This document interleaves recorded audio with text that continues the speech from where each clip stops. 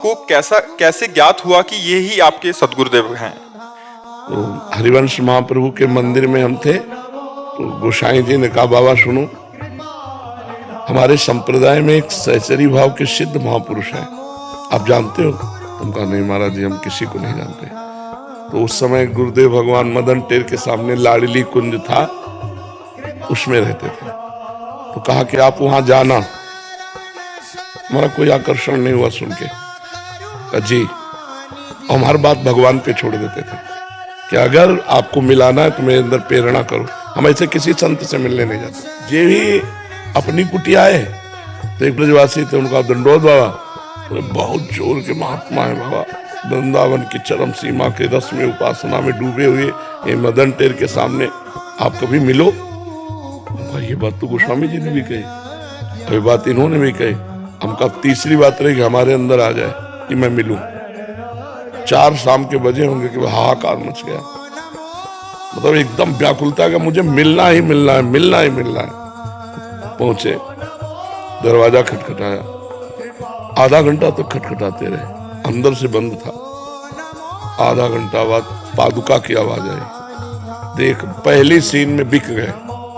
पहले दर्शन में ही महाराज जी के आंसू चल रहे थे, बार बार अचला से पूछ रहे थे।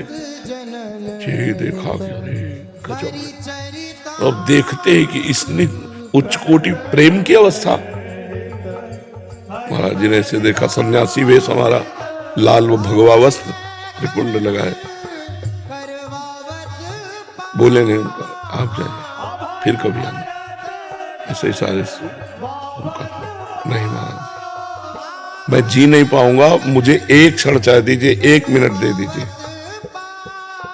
कल आ जाए। नहीं महाराज जी, अभी हमें समझ आए। हम कहा ऐसी विभूति जो मुंह फेर ले तो फेर ही ले, फिर क्या।